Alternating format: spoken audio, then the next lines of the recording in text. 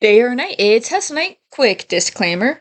If this video happens to come out after the second Help Wanted comes out, all these theories were made only when the first one was out. It was made after Ruin, and I know it's going to come out in December, which is when this new Help Wanted is supposed to come out, but I don't want to wait that long.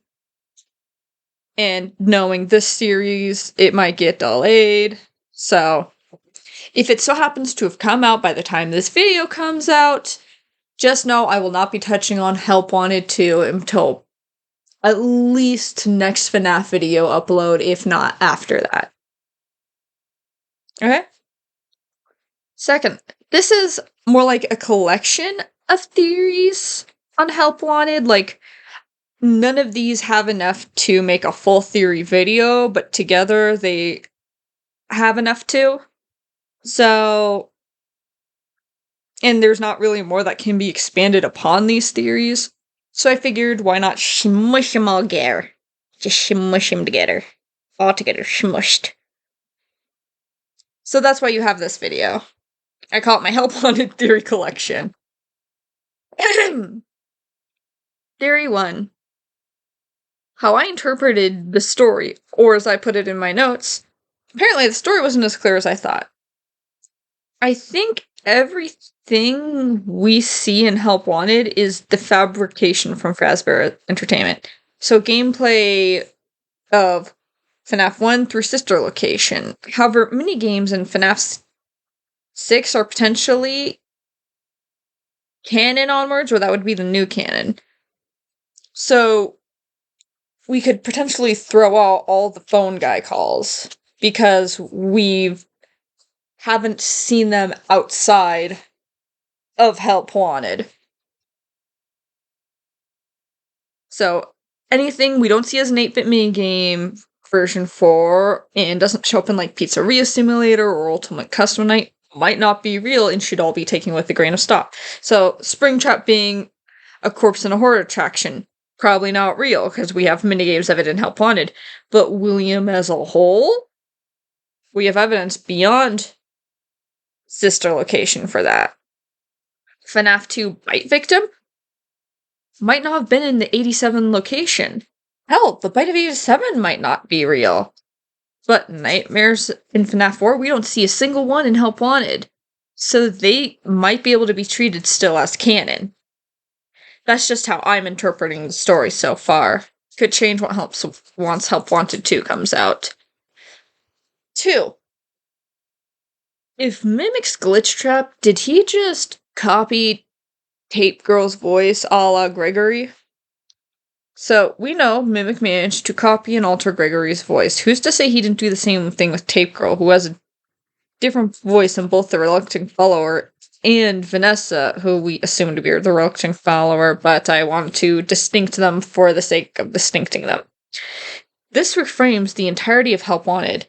Tape Girl was never in the game, not in a way that we've been assuming like game theory did at least, where she was stuck in the game. I don't think Tape Girl was trapped in the game. I think if Glitch Trap and Mimic are one and the same, then the Mimic watched and analyzed Tape Girl's speaking pattern and voice.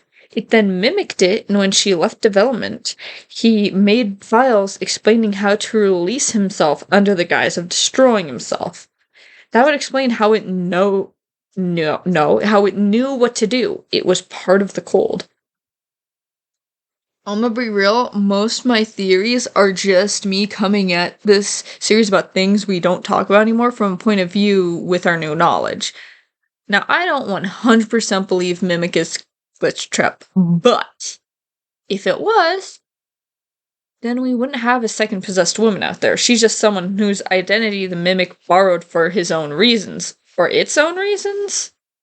This ties up Tape Girl loose end and more thoroughly than her just falling off the face of canon after seeming so important. Especially since we have no indication of her being Vanessa. Mini Theory 3. Could Vanessa be the person we play as in the original Help Wanted? Who do we play as? I mean, other than playtester, specifically, I think we could be playing Vanessa. Vanessa's the playtester.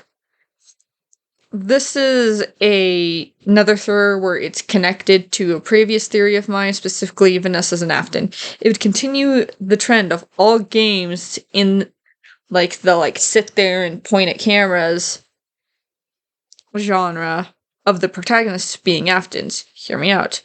At this point, we assume Michael may be crying child's the player character in FNAFs 1 through 6, with William being the protagonist of Custom Night. Then we have Help Wanted, where we don't know our protag, but it's played in a similar manner to the OG set of games. Hey, yo, Hess, what about Secure Breach and Ruin? My best guess is the new playstyle, open world, means new protagonist type? Maybe. I don't have a good answer, honestly. Unless both Gregory's a bot and Cassie is somehow an Afton, like maybe Mike's daughter or the daughter of a cousin to the OG Afton kids or something. I don't know, man.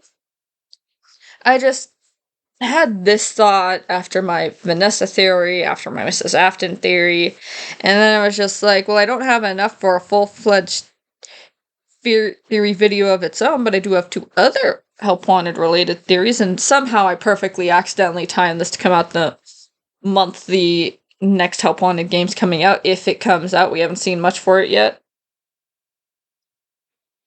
At the time of recording, it's only mid-November.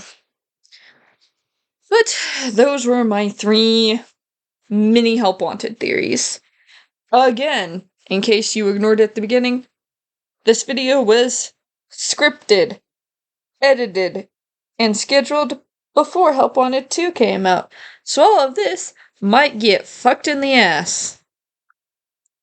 In case it does, I will make a video after this one at some point, maybe, correcting any mistakes, if I feel like it. This is a channel where I do what I want. If my theories get debunked, I don't really care. I'm more curious about other people's thoughts on these theories, and sometimes they're more like shower thoughts.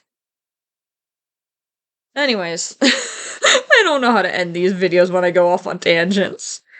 Y'all have a good winter, and yeah, have a good day, and let me know what you think about these mini-theories.